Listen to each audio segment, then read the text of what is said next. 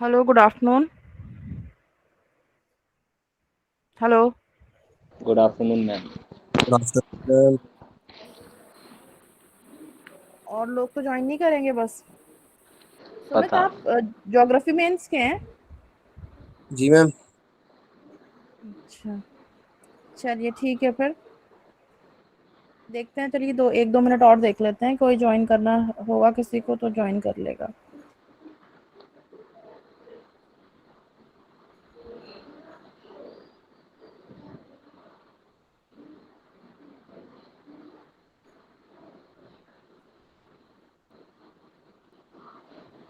अपना mic off.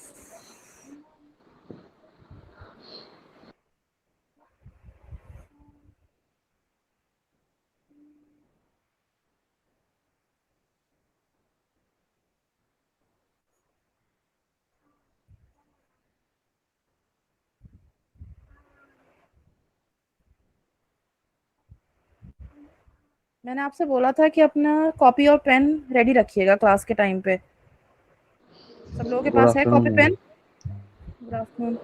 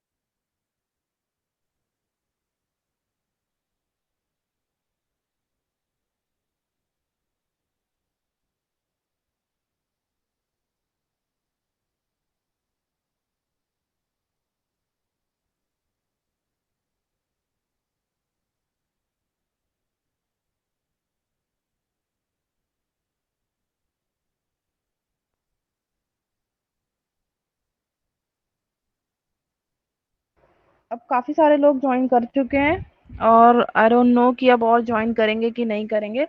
तो I am starting the class. All right. Yes ma'am. You all are ready with your pen and copies?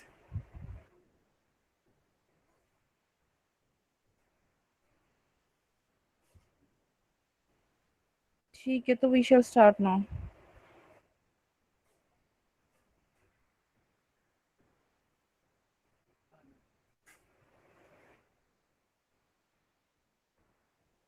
कल हमने weak law of large number करा था और central limit theorem की proof हमने start कर दिया था। सेंट्रल लिमिट थ्योरम मैंने समझा दिया था कि सेंट्रल लिमिट थ्योरम क्या होता है।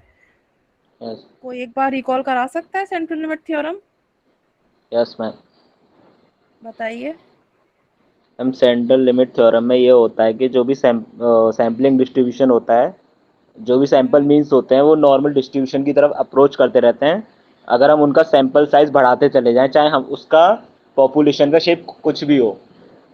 हम्म। मतलब ये होता है कि आपकी पॉपुलेशन चाहे कुछ भी हो, अगर हम उसका कोई भी सैम्पलिंग कोई भी डिस्ट्रीब्यूशन सैम्पलिंग डिस्ट्रीब्यूशन बनाएंगे उसकी किसी भी प्रॉपर्टी का मीन का हाँ। या और तो उसमें अगर हम अपना पहले हमने मान लो कोई साइज पर्टिकुलर लिया है सैंपल का 10, ठीक है, और 10। उसके हिसाब से हम 1000 पॉइंट्स प्लॉट करेंगे। ठीक है, हाँ, 1000 पॉइंट्स प्लॉट करेंगे तो वो उसकी कुछ शेप ऑलमोस्ट नॉर्मल जैसी होगी। नॉर्मल लेकिन जैसी एज वी लगेगी। Will increase the size of our sample, ठीक है, वो तो वी और विल सी दैट और इट विल और become more and normally more. होने लगेगा। देखो इसके मैंने ये एग्जांपल दिया था। जब हमने यहाँ पे size n is equal to 10 रखा तो हमारा शेप कुछ इस तरह से आया। मतलब it was looking like a normal, completely normal नहीं कह सकते हम because it is somewhat like this, कुछ कुछ हम्म। नॉर्मल की तरह है। ठीक है। तो now when we have increased our size of sample, मतलब सैंपल साइज हमने इंक्रीज कर दिया, we are taking a sample, each sample of size 25 now, so we have got a curve which is looking more like a normal distribution. ठीक, now as we have increased our size to 1000 means नहीं, n is equals to 100 I think, n 100 लिया था। हाँ, तो जब हमने n 100 लिया तो we will see that this curve it has become almost normal। ठीक है ना? यस।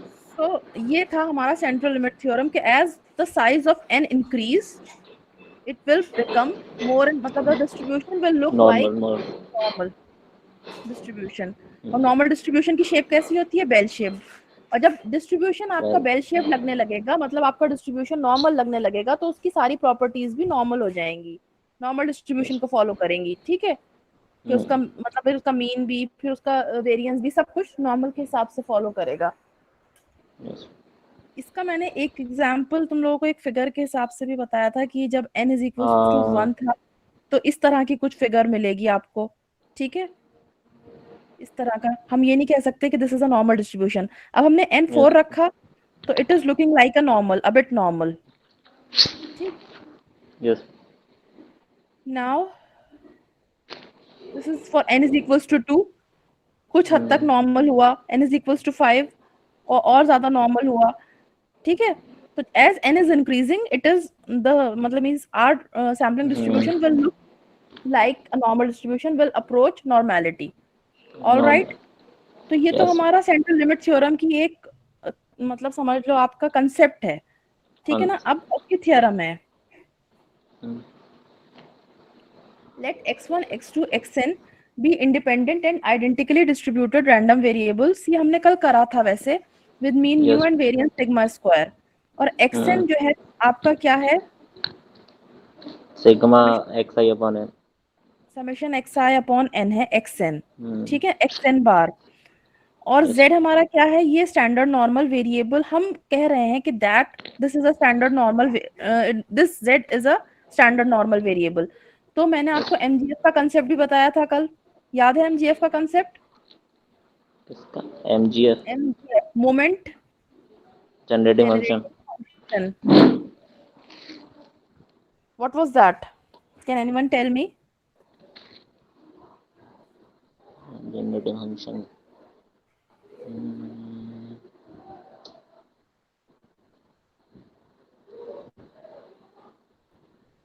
बताइए।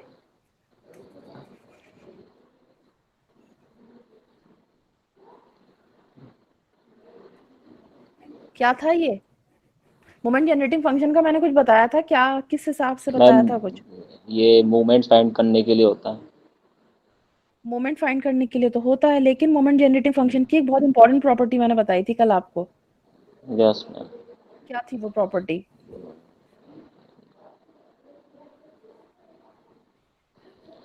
दो मोमेंट जनरेटिंग फंक्शन अगर इक्वल होंगे तो उसका डिस्ट्रीब्यूशन भी सेम होगा। Very good.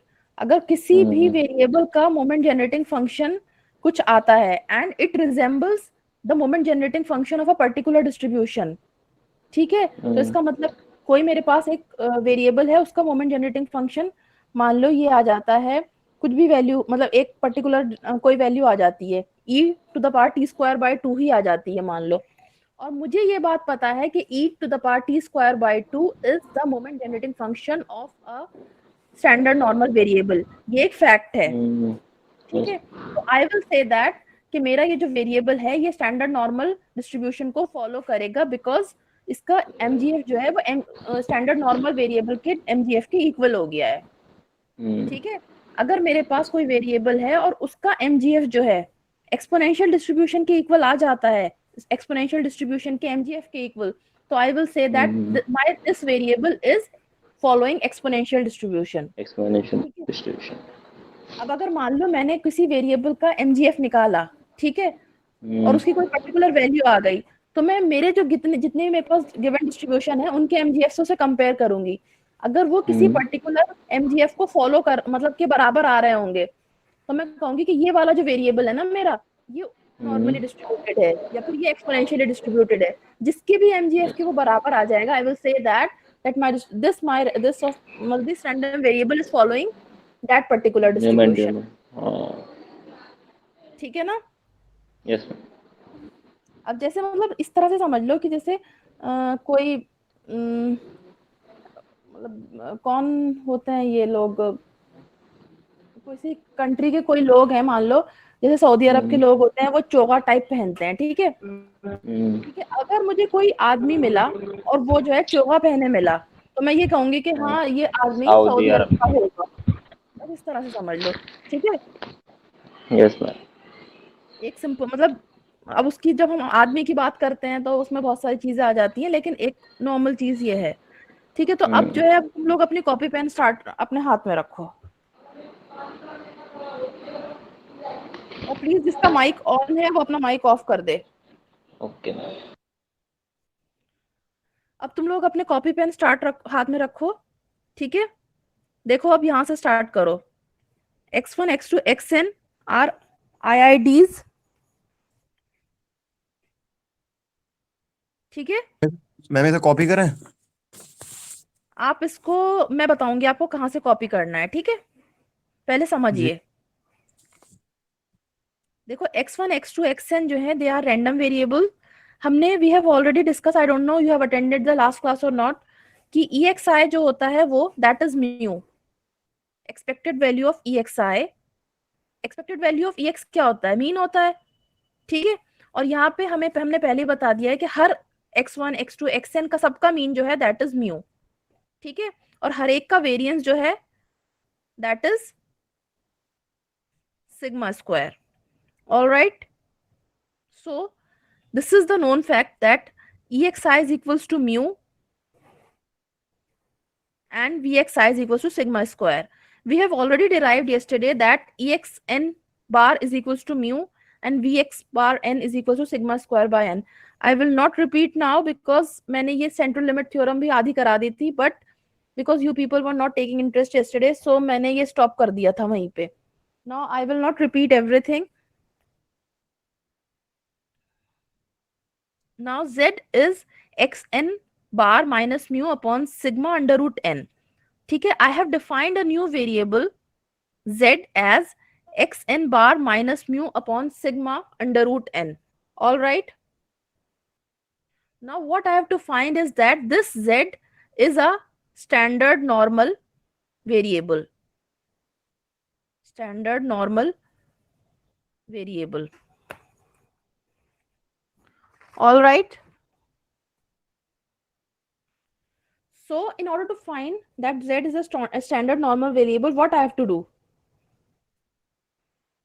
क्या करना होगा मुझे ये पता लगाने के लिए कि मेरा Z जो है स्टैंडर्ड नॉर्मल वेरिएबल है? इसका MGF जो है मैम उसके MGF के इक्वल कर देंगे। Very good. इसका MGF जो है, अगर मेरे Z का MGF जो है वो स्टैंडर्ड नॉर्मल वेरिएबल के MGF के इक्वल आ जाता है, तो I will say that Z is a standard normal variable. Just this I have to prove, कुछ कंफ्यूजन नहीं होना चाहिए। what I have to do is I have to prove this that this Z is a standard normal variable, and for that what I have to do, मुझे क्या करना है? मुझे ये करना है कि मुझे Z का MGF जो है वो स्टैंडर्ड नॉर्मल वेरिएबल के MGF के इक्वल ला देना है। That's it. अब मैं करूंगी मोमेंट जनरेटिंग फंक्शन का फॉर्मूला। देखो ये, अब तुम लोग यहां से स्टार्ट कर दो लिखना MZT से, ठीक है? मोमेंट जनरेटिंग फंक्शन का फॉर्मूला होता है ये MZT is equals to expected value of e to the power TZ. This is the given formula. इसमें आपको या मुझे कुछ करने की जरूरत नहीं है। अगर यहाँ पे MXT होता, फॉर्मूला ये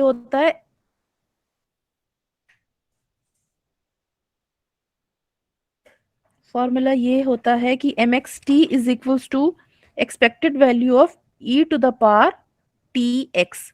I have this variable Z in place of X, तो मैंने MZT लिख दिया। Okay, this is the formula of MGF। ठीक है, क्लियर? मैम एक बार और रिपीट कर दीजिएगा। क्या चीज? अभी ब्लू से लिखा हुआ है। ये नेट अच्छा आवाज अच्छा अच्छा, ओके ओके, ये एमजीएफ का फॉर्मूला है। जो मैंने ब्लू से लिखा है ये एमजीएफ का फॉर्मूला है। ठीक है, मेरे पास जी एक्स एक्स की बजाय वेरिएबल है जेड। Okay ma'am. जेड, तो इसलिए मैंने एम जेड टी करा है यहाँ पे, um okay ma'am. Z t करा है। ठीक है, ओके मैम। अब जेड की वैल्यू तुम्हें पता है, ये है x N bar minus mu upon माँ sigma upon n. Under root n. ठीक है, तो मैंने टी जेड की जगह जो है ये वैल्यू सब्स्टिट्यूट कर दी है। Okay ma'am. ठीक है, ये तुम्हें बहुत इंटरेस्ट आएगा इसमें, बहुत इंटरेस्टिंग थ्योरम है। बस सिर्फ सब्स्टिट्यूशन कर करके काटना है उसमें। मैम कॉपी करेंगे? हाँ हाँ, कॉपी करो, क्योंकि कर करके तुम ही मुझे बताओगे कि आगे कैसे हुआ, क्या कटा क्या बचा।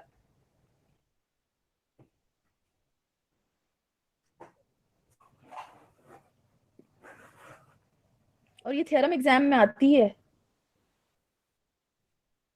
इसका प्रूफ 10 नंबर के 10 नंबर का भी आ सकता है। हाँ, 10 नंबर का आ जाता है अक्सर।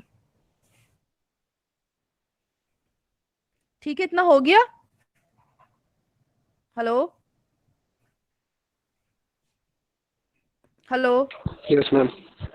इतना हो गया ना। अब इसके बाद तुम्हें क्या करना है, ये जो sigma upon under root n है ना, इसका अपॉन अंडर रूट एन ऊपर ले जाओ। ठीक है, तो ये वाला स्टेप आ जाएगा इक्वेशन 1। देखो इक्वेशन 1 आ रही है नहीं आ रही?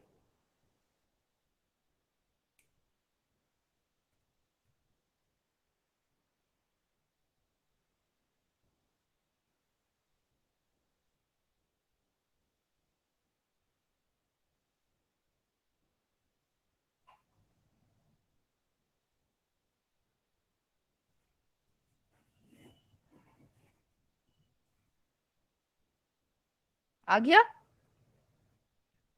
Hello, yes ma'am. ओके, जैसे ही आता रहे तो मुझे बता देना कि आगे बढ़ जाऊं मैं। ठीक, अब इतना हो गया तुम्हारा। अब इसके बाद तुमने क्या करा, ये आ गया तुम्हारा इतना। ये वाला स्टेप देखो कि ये स्टेप आ गया। Yes ma'am. Yes ma'am. ठीक है, अब इसमें से जो है ना मेरा ये जो आया है expected value of e t under root n upon sigma x n minus mu. ठीक है, देखो इसमें म्यू वाली जो टर्म है ना, ये सेकंड वाली जो टर्म है, ठीक है, इसको मैं बाहर ले लूंगी क्योंकि ये कांस्टेंट है, इसमें कोई एक्स की टर्म इन्वॉल्व नहीं हो रही, तो इसलिए मैं इसे ब्रैकेट से बाहर ले लूंगी। ठीक है, एक्सपेक्टेशन से भी बाहर निकल जाएगा ये। अगर एक्सपेक्टेशन हम एक्स की फॉर्म में ही तो एक्स की तो टर्म्स का लेते हैं, जो कांस्टेंट टर्म होती है वो बाहर निकल सकती है, तो इसलिए मैंने इसको यहाँ बाहर निकाल दिया। और एक्सपेक्टेशन जो ली वो ली एक्स वाली टर्म की जिसमें एक्स आ रहा था। क्लियर? ये देखो जो मैंने ब्लू से अंडरलाइन करा है वो स्टेप क्लियर है कि नहीं क्लियर है?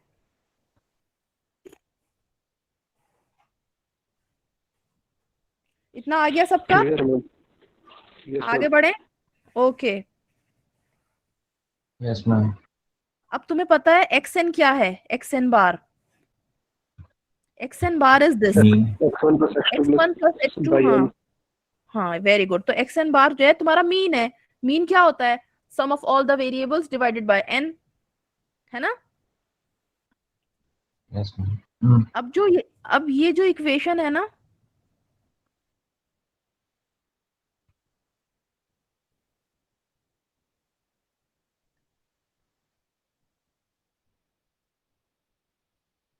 ये वाली जो इक्वेशन है, ठीक है, इसमें तुम एक्स एन बार की जगह x1 plus x2 up to n divided by n रख दो।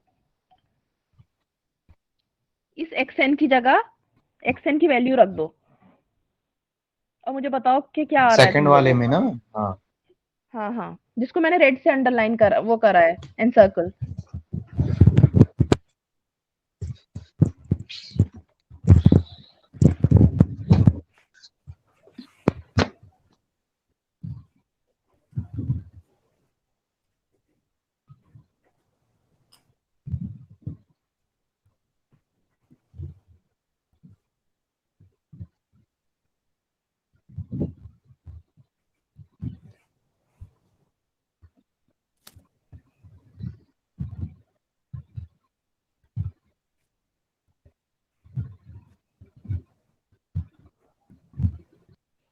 आया?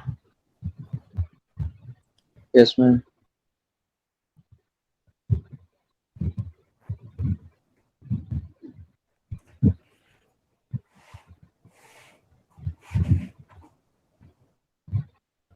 ठीक है, तो तुम्हारा यहाँ तक आ गया, इस स्टेप तक आ गया तुम्हारा? Yes ma'am, yes ma'am, okay, सबका आ गया? यस मैम,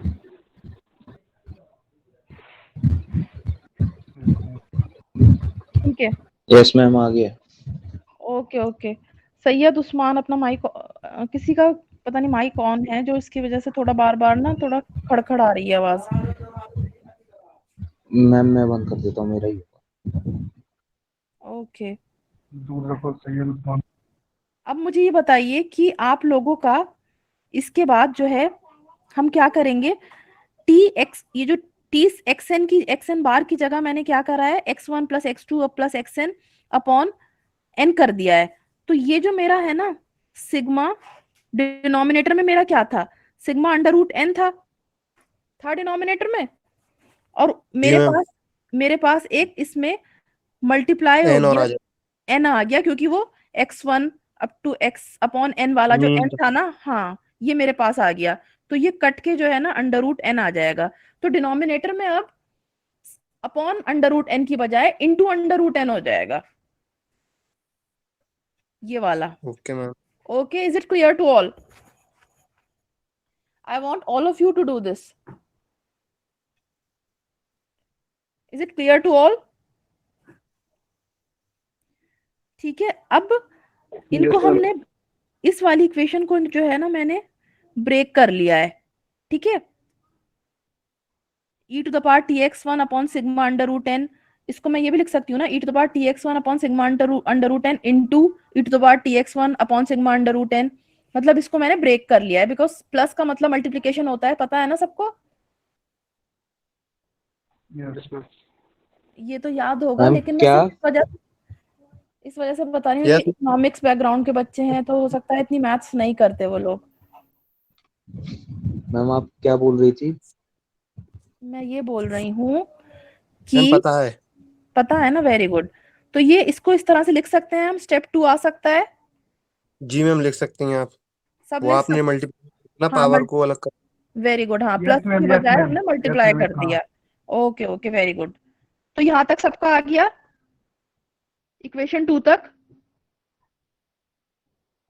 सबको समझ यस में मैम, आया कैसा है? आ ओके गया. Okay okay okay, very good. Now Yes, ma'am. I have told you in the beginning that this is the formula of moment generating function. mxt is equals to expected value of e to the power tx. जब मैंने mzt का बताया था तब मैंने mxt का भी बताया था ना। जी मैम. तो ये हमारा फॉर्मूला होता है, mxt is equals to expected value of e to the power tx। अब हमने ये जो हमारा वो है t की बजाय हमारा जो कांस्टेंट टर्म है वो इस वाले में देखो, इक्वेशन 2 में वो ये हो रही है t upon sigma under root n, ठीक है। ये भी तो पूरा के पूरा एक कांस्टेंट टर्म है, तो इसको हम चाहो तो तुम इसको टी डैश भी मान सकते हो, और जरूरत नहीं है इसे टी डैश मानने की, तुम ये समझो कि ये कांस्टेंट टर्म है, ठीक है। तो हम इसको, क्योंकि अगर तुम चाहो सब्स्टिट्यूट करना तो सब्स्टिट्यूट कर सकते हो, लेकिन that will be a bit tedious and bit confusing, so I have not substituted anything, मैंने डायरेक्टली करा है। हो सकता है किसी और के नोट्स में तुम ऐसा देखो, किसी और टीचर के नोट्स में कि हम लोगों ने इस तरह से करा है, सब्स्टिट्यूशन करा है, तो वो तुम्हारी मर्जी है, you can do by any method.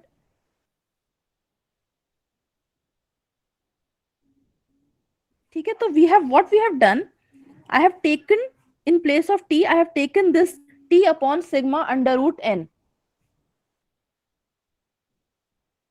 All right, so Yes, ma'am. I have got this mx1 t upon sigma under root n, mx2 t upon sigma under root n, mxn t upon sigma under root n. Is this step clear or not? Clear I है ma'am. want a genuine answer, ये नहीं कि सिर्फ yes बोल दिया तो इसका मतलब clear है। Is it clear to you or not? Yes, ma'am. Yes, ma'am. Ma'am एक बार और रिपीट कर दीजिए। Yes, that is what I wanted to know कि mxt जो है ये है expected value of e to the power tx। Alright, क्योंकि ये एक गिवन फॉर्मूला होता है, this is a given formula, ठीक। But now this t is a constant term, but now मेरे पास जो है ना t की वैल्यू क्या है, ये है। प्लीज अपना माइक ऑफ कर दो सैयद उस्मान। ठीक है, मेरे पास ये है t की value t upon sigma under root n। ठीक है, समझ लो ये जो है t upon sigma under root n, इसको तुम अगर t डैश t सपोज कर लो, कैपिटल T, ठीक है, तो तुम्हारे पास ये वाली टर्म्स क्या बन जाएंगी, ऐसे बन जाएगी e to the power tx1 expected value of e to the power tx1 into expected value of e to the power tx2। Yes ma'am, yes ma'am. ठीक है, and it is same as mx yes mx1 mx1t, and this is mx2t, and what I have supposed t as t upon sigma under root n।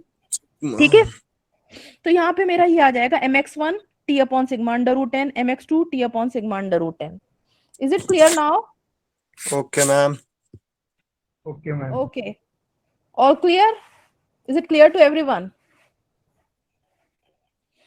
So we will proceed now। मैंने explain भी करा है कि now as we all know that all xi's are independent and identically distributed। अब देखो एक property है ना कि जो आइडेंटिकली डिस्ट्रीब्यूटेड होते हैं उनका सबका एमजीएफ सेम होता है। Yes ma'am. जिनका जो सेम डिस्ट्रीब्यूशन को फॉलो करते हैं, जिनका सेम डिस्ट्रीब्यूशन होता है, उनका सेम एमजीएफ होता है। ऑलराइट, ठीक है, तो जब इनका सेम डिस्ट्रीब्यूशन है तो इनका सबका सेम हो जाएगा एमजीएफ। तो what we can do is we can put this MGF as equals to this MGF.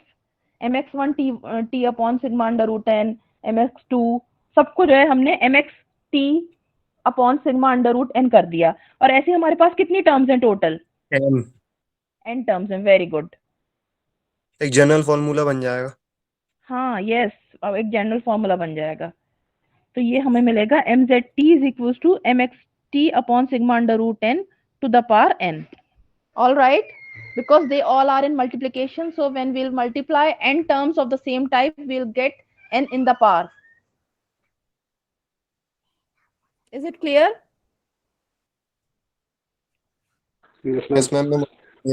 Yes ma'am. यहाँ तक सबको क्लियर है ना? Yes ma'am. ओके, अब इसके बाद जो है हम लॉग लेंगे दोनों साइड पे। इस टर्म की मैं लॉग ले लूंगी, which I have encircled with red, इसकी मैं लॉग ले लूंगी। ठीक है ना? जी मैम। अब जब मैं इसकी लॉग ले लूंगी तो क्या हो जाएगा, लॉग mzt हो जाएगा मेरे पास। और ये जो e की, हाँ, ये जो e की पावर वाली टर्म थी ये तो नॉर्मल उसमें आ जाएगी, और फिर ये हो जाएगा n log mxt upon sigma under root n। ठीक है, ओके मैम। यहाँ तक क्लियर है? दोनों के बीच अब में हम आगे प्लस आना चाहिए ना? कहाँ पे प्लस आना चाहिए? इक्वेशन 4। नहीं, देखो ये जो n टू द पावर है ना, ये तुम्हारा इधर चला जाता है ना, n लॉग बन जाता है ये।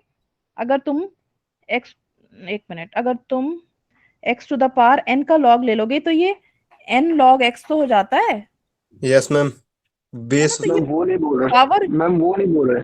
वो जैसे लॉग दोनों साइड लेंगे तो वो जो e टू दी पावर वाली है और वो जो दूसरी टर्म है, वो दोनों जो प्रोडक्ट में, तो वो दोनों समेशन में ना चेंज हो जाएंगे। उसके बाद जो उस पे लॉग लगेगा, इस पे अलग लॉग लगेगा। प्रोडक्ट में थोड़ी है ये मैम मल्टीप्लिकेशन में, ये इसके मल्टीप्लिकेशन में है ना, e टू द, हाँ प्रोडक्ट दोनों के बीच में प्लस बोल रहे हैं तो मैम। ये बोल रहे हैं कि एडिशन हो जाएगा उसके बाद।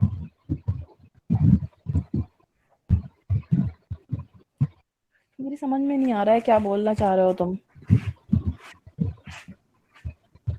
डिवीजन में हेलो। तो प्लस आ जाएगा ना।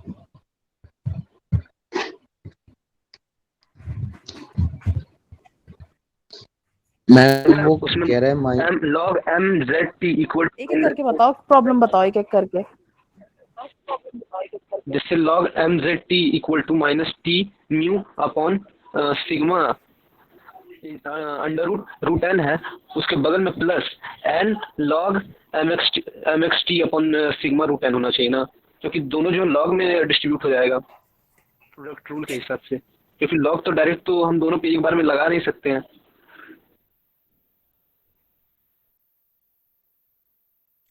ये जो है, ये दोनों एक्सपेक्टेड वैल्यू है ना, expected value of minus t mu upon sigma under root N, फिर उसकी उस वाली वैल्यूज को जो है हमने एन लॉग एक्स, मुझे समझ में नहीं आ रही है तुम्हारी प्रॉब्लम क्या है एग्जैक्टली मैम ये शायद ये कहना चाह रहा है, ये जो ई रेस्ट पावर के अंदर ये है और जो ब्रैकेट में है, ये इन दोनों के बीच में लॉग की बात कर रहा है, मतलब की बात कर रहा है। एन लॉग एम एक्स से पहले प्लस आएगा, दोनों टर्म मैम ये अलग बता रहे ये दोनों मल्टीप्लिकेशन में है ना हैं। टर्म, ई रेस्ट पावर ये वाली और ये ब्रैकेट वाली, ये इन दोनों के बीच में लॉग लगाने के बाद इस केस में प्लस आएगा ना। प्लस क्यों आएगा इसमें? लॉग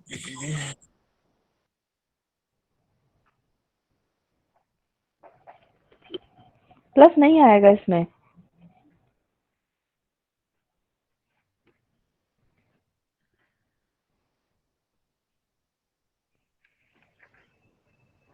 लॉग जब लगाते हैं तो प्रॉपर्टी तो यही होती है, मल्टीप्लिकेशन होता है तो समेशन आ जाता है।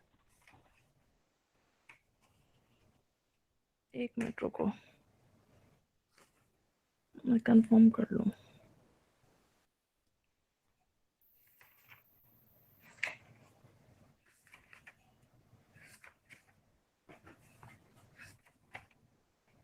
मेरे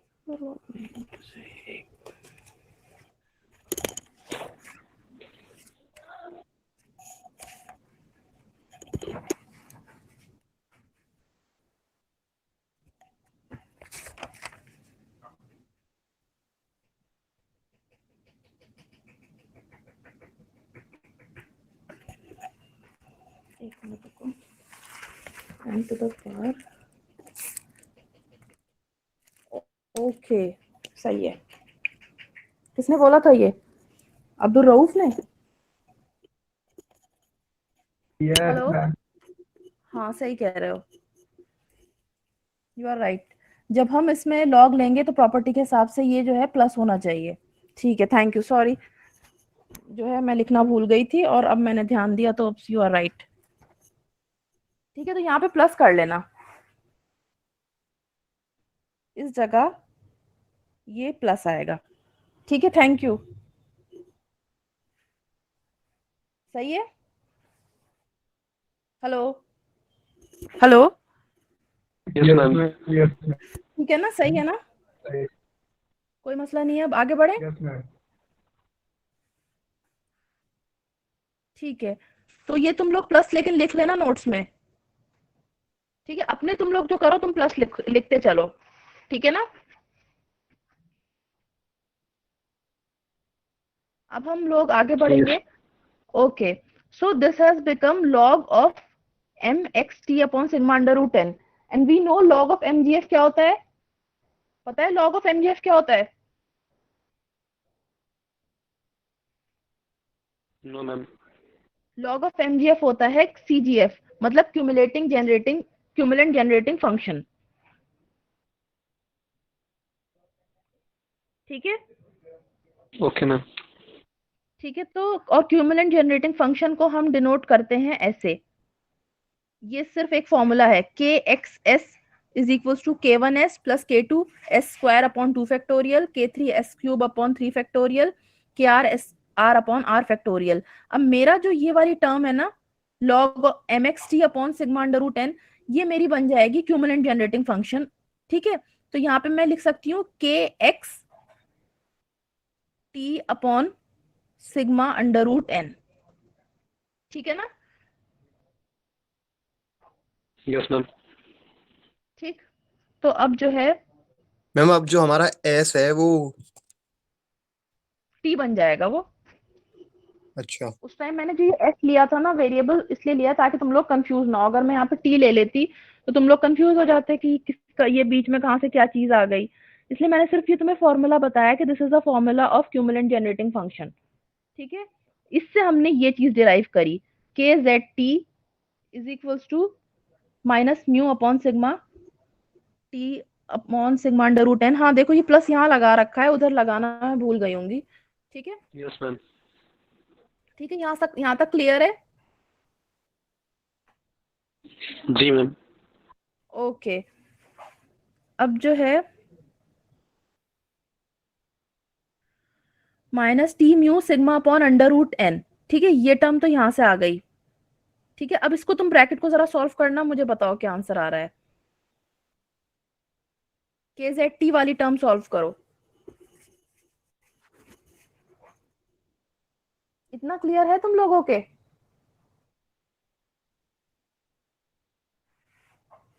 जी मैम। हाँ, तो क्या आ रहा है आंसर?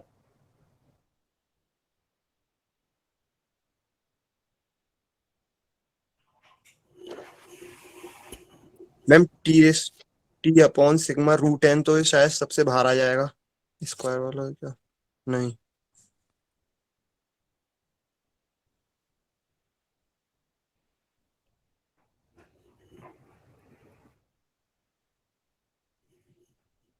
देखो, minus t mu sigma upon under root n, ठीक है?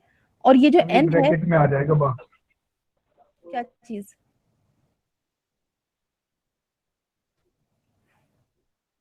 ये देखो यहाँ तक का स्टेप क्लियर है, तो मैं ये वाला स्टेप कैसे आया, ये समझ में आ रहा है?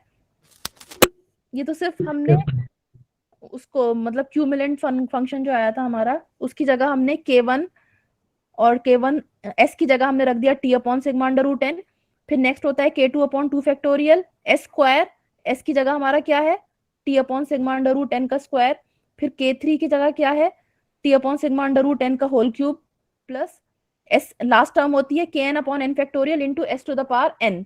s की जगह हम क्या रखेंगे, t upon sigma under root n, because हमारा वेरिएबल क्या है, t upon sigma under root n है, s नहीं है, ठीक है?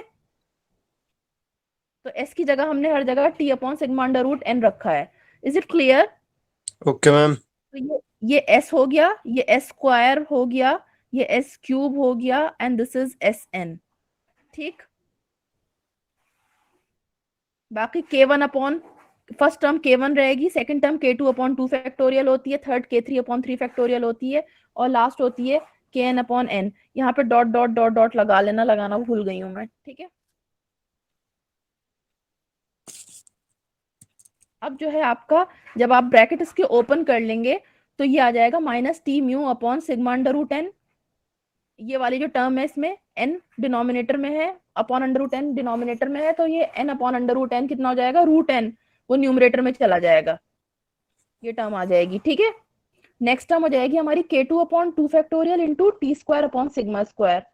फिर थर्ड टर्म हो जाएगी k3 upon 3 factorial T cube upon sigma cube, और जो तुम्हारा n था ना वो कट गया, अपॉन वाला n, क्योंकि इसमें ये आया होगा अंडर रूट n की जब हम पावर 3 करेंगे तो हमें मिलेगा n n into root n. Under root. तो मैम एक n root n root n. Under root n से तो n कैंसिल हो गया होगा, बस ये बच गया हमारा अंडर रूट n खाली, ठीक है ना? तो यहाँ तक क्लियर है सबको? अब एक बात याद रखना, क्यूमुलेंट यस जनरेटिंग मैम। फंक्शन में ये होता है कि k1 की जो वैल्यू होती है वो होती है म्यू के इक्वल, दैट इज मीन के इक्वल, ठीक है? और k2 होता है सिग्मा स्क्वायर के, दैट इज वेरिएंस के इक्वल, ठीक है? तो अब मैं क्या करूंगी, k1 की जगह रख दूंगी म्यू और k2 की जगह रख दूंगी सिग्मा स्क्वायर, ठीक है ना? सही है यहां तक? Yes ma'am.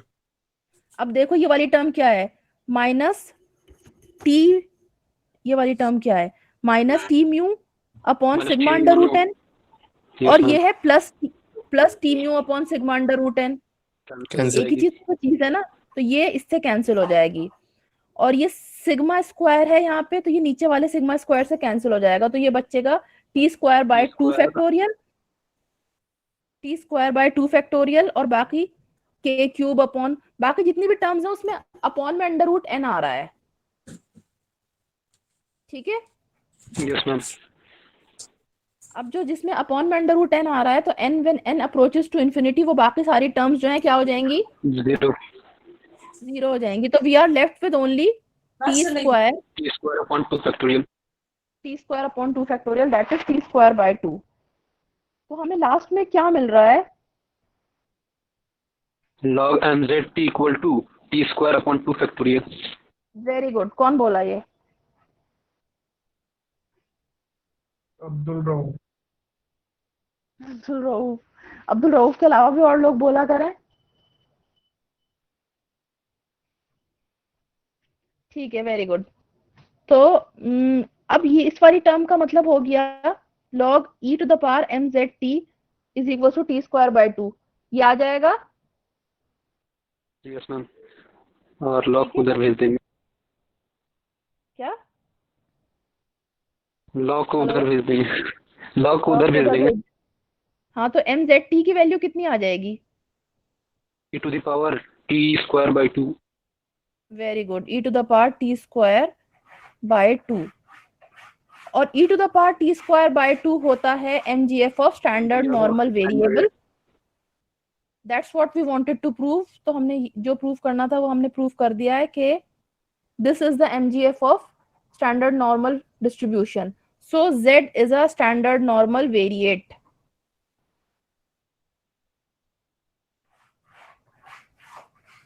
अब आया है मैम समझ में। किसके समझ में आ गया अब, काशान के, काशान को। चलो बहुत बहुत मुबारक हो, काशान को समझ में आ गया। लास्ट में आके समझ में आया, बीच का कुछ नहीं आया। नहीं मैम, बीच में कैलकुलेशन में दिक्कत आ रही थी, अब आ गया है पूरा, मतलब थोड़ा चलो। प्रॉब्लम हो रही थी, अब आ गया है। चलो एक दफा तुम लोग खुद करना इसे पूरे थ्योरम को, और फिर मुझे बताना कि समझ में आया या कोई स्टेप में कुछ कंफ्यूजन है तो मुझे बता देना, ठीक है ना। मैम इसकी वीडियो आप डालेंगी? क्या वीडियो डालूंगी, कैसी वीडियो, वो तो ये जो क्लास जो है इस क्लास की वीडियो, या फिर ये पीडीएफ इसका रिकॉर्ड कर रहा है, साले रिकॉर्ड कर रहा है। अरे PDF वही है तो हमारे। पीडीएफ में डाल चुकी हूँ इसकी। व्हाट्सएप पे. अच्छा मैम, नेट स्लो चल रहा है तो शायद आ ही नहीं पाई इस चक्कर। चलो तुम लोग देख लेना अपना, ठीक है। तो अब इसकी एप्लीकेशन ऑफ सीएलटी है, चलो ये कल करेंगे, ठीक है। Okay ma'am. Okay ma'am.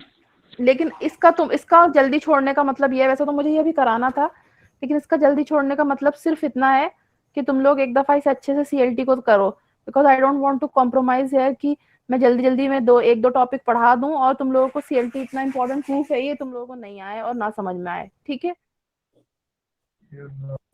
और जी बताइए काशान, बोलिए। नहीं मैम कुछ नहीं। ठीक है, तो और किसी को मैसेज करके फिर डिलीट कर देता है। अच्छा चलिए ठीक है फिर। भाई कितनी बार क्लियर करूँ वो, तुम्हें पता नहीं था क्या? चलो अच्छा, ये बेकार के डिस्कशन यहाँ मत करो, अपने अलग जाके बात करना, ठीक है। मैम हाँ बोलो, कौन बोल रहा है। मैं सुमित मैम, वो प्रैक्टिकल के मैम क्लास के।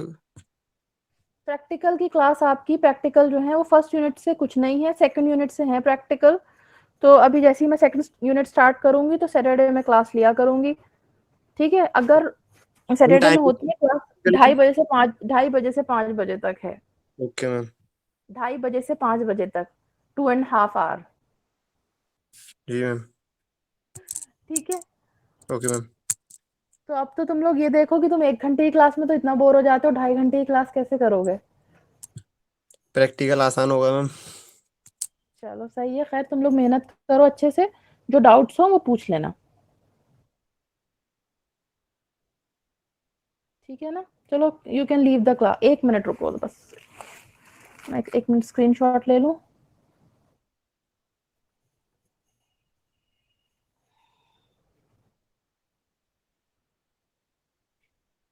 अभी लीव मत करना कोई क्लास।